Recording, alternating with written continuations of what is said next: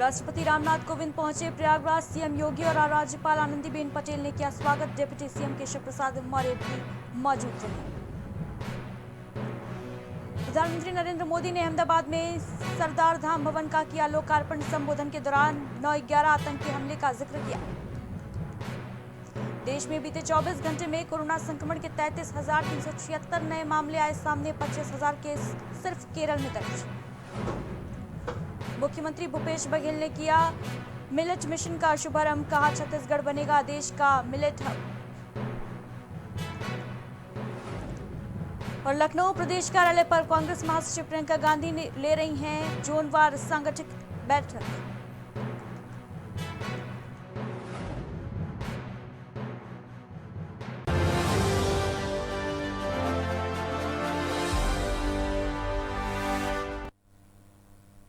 नमस्कार, बहुत बहुत स्वागत है आपका। आप देख रहे हैं प्राइम टीवी। मैं हूं आपके साथ अदिति मिश्रा। रुक करेंगे उत्तर प्रदेश की खबरों की तरफ। संभल के गन्नौर में समाजवादी पार्टी के राष्ट्रीय सचिव एवं पूर्व राज्य मंत्री रमेश प्रजापति समाजवादी गांव गांव चौपाल कार्यक्रम के तहत गुन्नौर पहुंचे। यहां सपा कार्यकर्ताओं ने उनका गर्मजोशी के साथ स्वागत किया।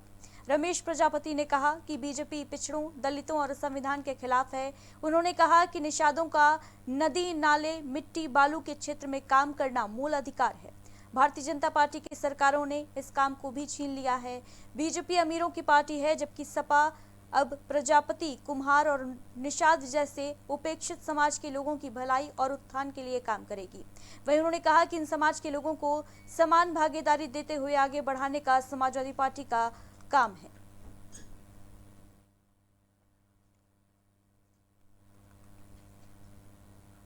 एआईएमआईएम चीफ असदुद्दीन ओवैसी के खिलाफ बाराबंकी में केस दर्ज कर लिया गया है। असदुद्दीन ओवैसी ने बाराबंकी में भाषण दिया था, जिसके बाद उन पर सांप्रदायिक सौहार्द बिगाड़ने के आरोप में मुकदमा दर्ज किया गया है। अब ओवैसी के लिए मुसीबतें और बढ़ती जा रही हैं, क्योंकि बाराबंकी पुलिस ने उनके खिलाफ राष्ट्रीय ध्वज का अपमान करने के आरोप में एक और मुकदमा दर्ज किया है। बताया जा रहा है कि ये एक विशाल रैली को संबोधित करने के दौरान हुआ था। ओवैसी ने तिरंगे को फहराने के बजाय मंच पर एक पोल पर लपेट कर उसका अपमान किया। राज्य के अपने 3 दिवसीय दौरे के दौरान ओवैसी आगामी यूपी विधानसभा चुनावों के लिए पार्टी को समर्थन देने के लिए अयोध्या, सुल्तानपुर और बाराबंकी की जनसभाएं की। ओवैसी पर बाराबंकी में हुई एफआईआर करवाने वाले भाजपा विधायक सतीश शर्मा ने उन पर निशाना साधा है। कल बाराबंकी शहर में एआईएमआईएम प्रमुख ओवैसी द्वारा प्रदेश के यशस्वी मुख्यमंत्री योगी जी पर यह आरोप लगाया गया कि उन्होंने अपने अधिकारी के माध्यम से 100 साल पुरानी रामसनेही घाट में जो मस्जिद थी उसको गिरा दिया गया है। यह आरोप पूरी तरह से निराधार है, मिथ्या है और तथ्यों से परे है। ओवैसी जी समाज को गुमराह करके, देश और प्रदेश को गुमराह करके अपनी राजनीतिक दुकान को चलाना चाहते हैं। और कल मेरे द्वारा इसकी लिखित शिकायत की गई थी, उसके क्रम में उनके ऊपर मुकदमा भी दर्ज हुआ। मैं प्रदेश के शासन प्रशासन से मांग करता हूं कि ओवैसी जी द्वारा जिस प्रकार से तिरंगे झंडे का भी अपमान किया गया, इसके साथ साथ बिना अनुमति की मीटिंग की गई और मीटिंग के साथ ही और जिस प्रकार से उनका द्वारा भड़काऊ बयान दिया गया है, इन सभी तथ्यों की जांच करते हुए उन पर एक प्रभावी कार्रवाई। अलीगढ़ मुस्लिम विश्वविद्यालय को खोलने की मांग को लेकर छात्रों ने हंगामा करते हुए सरकार पर जमकर निशाना साधा है। छात्रों ने सरकार पर हमला बोलते हुए कहा कि कोरोना महामारी के बीच भी शराब के ठेकों को खोलने का काम सरकार ने किया है, लेकिन अगर बात शिक्षा के मंदिर की जाए तो शिक्षा के मंदिर को खोलने में मौजूदा सरकार नाकारा साबित हो रही है। यही वजह है कि लंबे समय के बाद भी एएमयू को खोलने की कोई भी गुंजाइश सरकार की ओर से नहीं दिखाई दे रही। छात्रों का कहना है कि आखिर एएमयू को क्यों नहीं खोला जा रहा। छात्रों ने प्रॉक्टर के माध्यम से एएमयू वीसी तारिक मंसूर के नाम एक ज्ञापन दिया है और इस ज्ञापन के जरिए अपील की गई है कि धीरे धीरे करके एएमयू के सभी डिपार्टमेंट को खोला जाए। आज जो हम लोगों ने मेमोरेंडम दिया, उसका सीधा मकसद ये है कि जो खाना पूर्ति ऑनलाइन पढ़ाई के नाम पे चल रही है, वो खाना पूर्ति बंद हो। क्योंकि एक जो पढ़ाई का लेवल होता है ना, जो समझने का, वो ऑनलाइन में ही, ऑफलाइन में ही हो पाता है। ऑनलाइन में वो चीज़ें नहीं समझ में आती। तो हम लोग चाहते हैं जल्द से जल्द यूनिवर्सिटी खुले, हम लोग पढ़ें, क्योंकि एक पढ़ाई ही एक ऐसा हथियार है जो समाज को और देश को आगे बढ़ा सकता है। ये दिया है एप्लीकेशन या मेमोरेंडम जो भी है, उसमें लड़कों ने 2-3 बातों के लिए वाइस चांसलर साहब से रिक्वेस्ट किया है। एक तो ये कहा है कि मौलाना आज़ाद लाइब्रेरी की जो रीडिंग हॉल है उनको जो है वो खोल दिया जाए ताकि लड़कों को पढ़ने में आसानी हो। और दूसरे वाईफाई फैसिलिटी जो हॉल में है उसको भी रिस्टोर कर दिया जाए, उससे थोड़ा सा काम करने में आसानी।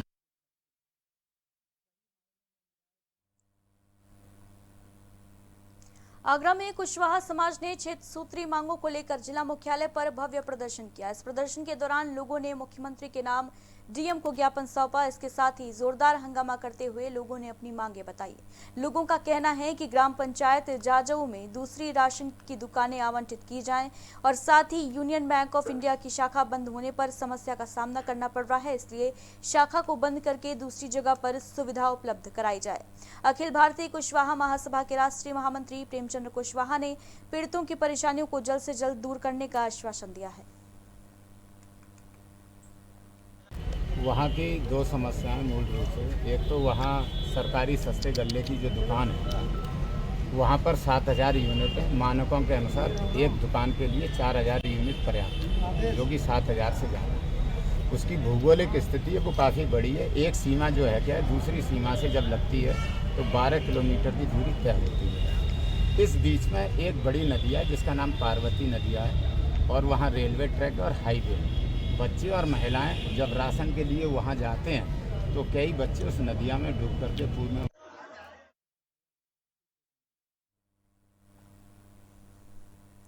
टेम्परेचर रीडिंग और शुगर मॉनिटरिंग कार्ड का आविष्कार करने पर पूरे देश में प्रथम आने वाली छात्रा को फरीदाबाद के पुलिस कमिश्नर विकास अरोड़ा ने बधाई दी। इसके अलावा सेक्टर 23 के मॉडर्न बीपी स्कूल के विद्यार्थियों को पुलिस कमिश्नर ने बधाई देते हुए उनकी मेहनत को सराहा।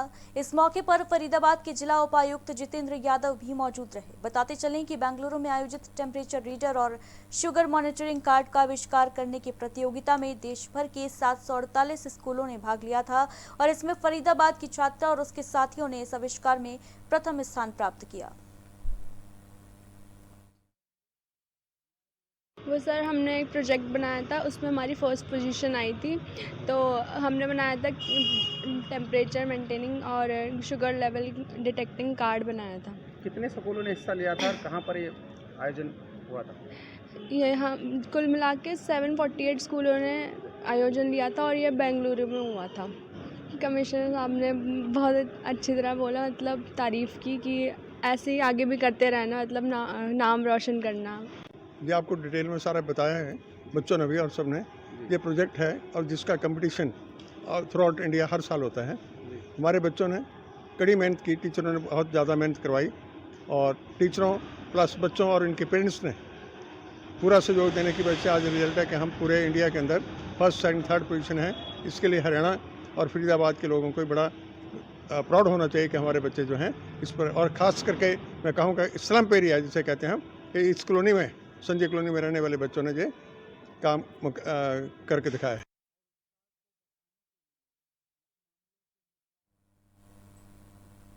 वहीं फतेहपुर में मिशन शक्ति के तहत ग्रामीण क्षेत्रों की महिलाओं को जागरूक किया गया। विकासखंड देवमई के अंतर्गत ग्राम जाफरपुर सिठरवा स्थित पंचायत भवन में कार्यक्रम का आयोजन हुआ। इसमें मिशन शक्ति फेज 3 के तहत ग्रामीण क्षेत्रों में महिलाओं को विस्तार से जानकारी दी गई।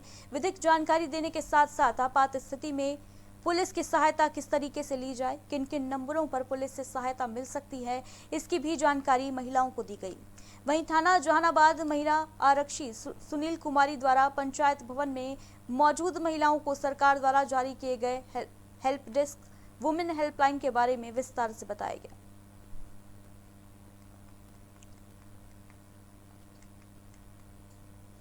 दिल्ली में हुए दुष्कर्म और हत्याकांड के विरोध में भीम आर्मी के सैकड़ों कार्यकर्ताओं ने सहारनपुर के बेहट कस्बे में कैंडल मार्च निकाला और हत्यारों की फांसी की मांग की। साथ ही चेतावनी दी गई कि अगर पीड़ित परिवार को इंसाफ नहीं मिला तो भीम आर्मी देश भर में आंदोलन चलाएगी। हंगामा करते हुए लोगों ने दिल्ली सरकार और दिल्ली पुलिस के खिलाफ जोरदार नारेबाजी की। भीम आर्मी के प्रमुख राष्ट्रीय उपाध्यक्ष मनजीत नौटियाल ने कहा कि देश में बहू बेटियों की इज्जत सुरक्षित नहीं है।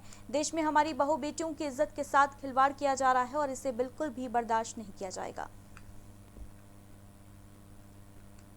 देखिए, आज का जो कैंडल मार्च था हमारा, आप लोग तमाम साथी जानते हैं कि दिल्ली में जो एसडीएम के ऑफिस में एक हमारी बेटी राबिया सैफी, उसको दर्दनाक तरीके से पहले उसका रेप किया गया और उसे चाकू घोंप कर मार दिया गया।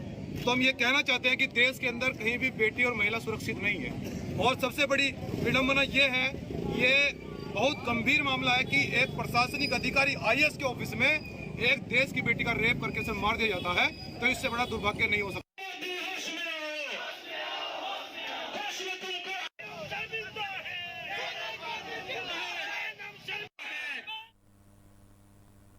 वहीं आगरा में नाबालिग बच्चों का एक बड़ा कारनामा सामने आया है। दरअसल टिकटॉक पर वीडियो बनाने के लिए नाबालिग बच्चों ने भोपाल एक्सप्रेस ट्रेन पर पथराव कर दिया। इस पथराव में ट्रेन के कई शीशे टूट गए हैं। मामले में RPF पुलिस ने 9 से 10 नाबालिग बच्चों को मौके से गिरफ्तार किया है। नाबालिग बच्चों पर रेलवे एक्ट के तहत कार्रवाई भी की जा रही है। सभी बच्चे सेक्टर 11 के आवास विकास कॉलोनी के रहने वाले बताए जा रहे हैं।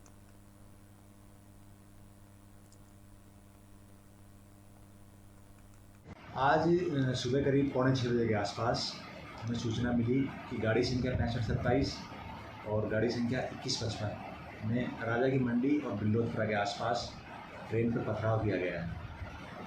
तत्काल कार्रवाई करते हुए संबंधित स्टाफ और चौकी इंचार्ज राजा की मंडी को घटनास्थल पर भेजा गया, जहां करीब 10-12 लड़के जिनकी उम्र करीब 14 से 15 साल के आसपास थी, टिकटॉक वीडियो बनाते हुए मिले। जिनसे पूछताछ की गई तो उन्होंने एक्सेप्ट किया कि हमने ट्रेन के ऊपर पथराव किया है। पथराव करने की वजह से गाड़ी के इंजन में और जो AC कोचेस थे उनके शीशों को काफ़ी नुकसान पहुंचा है।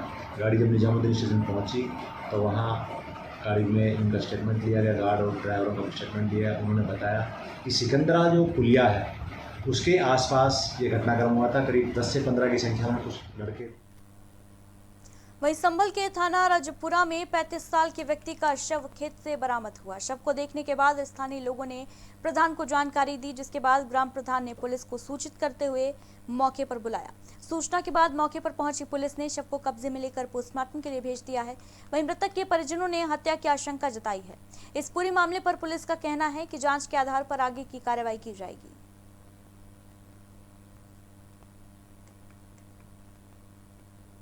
रायबरेली के थाना ऊंचाहार क्षेत्र में बेकाबू तेज रफ्तार अज्ञात वाहन ने साइकिल सवार दंपति को जोरदार टक्कर मार दी। अज्ञात वाहन की टक्कर से साइकिल सवार दंपति गंभीर रूप से घायल हो गए। वहीं आनन फानन में ग्रामीणों ने मदद करते हुए दंपति को अस्पताल पहुंचाया, जहां दोनों लोगों की इलाज के दौरान मौत हो गई। इसके बाद मौके पर पहुंची पुलिस ने शव को कब्जे में लेकर पोस्टमार्टम के लिए भेज दिया है।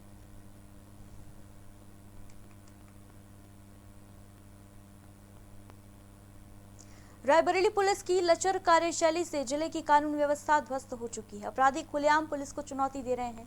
मामला तलोन कोतवाली इलाके से सामने आया, जहां गहरवार गांव में चोरों ने बीती रात जमकर उत्पात मचाया। चोरों ने घर से लाखों रुपए के जेवरात और नकदी लेकर फरार हो गए। घटना की जानकारी मिलते ही मौके पर पहुंची पुलिस ने मामला दर्ज कर जांच शुरू कर दी है।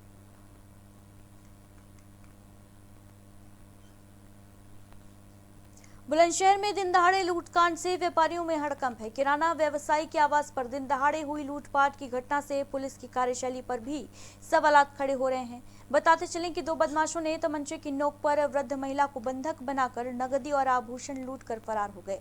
घटना के वक्त घर में किराना व्यवसायी की वृद्ध मां अकेली थी और इस दौरान बदमाशों ने धावा बोल दिया और तमंचे की बल पर लूटपाट की वारदात को अंजाम दिया।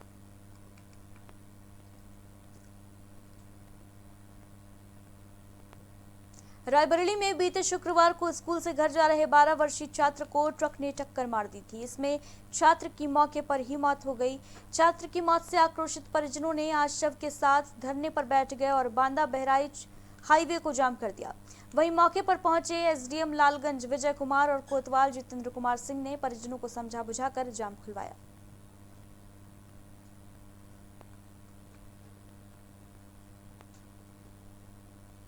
वहीं आगरा में एक चिंगारी ने दुकानदार की जीवन भर की मेहनत राख कर दी। मामला थाना शाहगंज क्षेत्र से सामने आया, जहां रुई मंडी में रुचि सूट एम्पोरियम में आग लगने से लाखों रुपए का सामान जलकर खाक हो गया।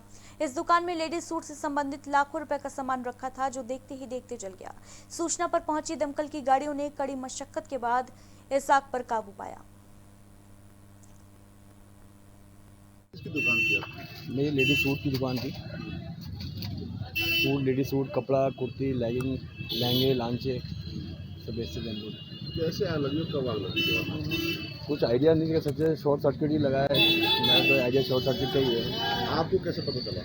हमें करीब रात को 1 बजे यहाँ के चौकीदार हैं, दुकान के बाहर ही चौकीदार बैठा है, वो घर पे बुलाने आया हमें।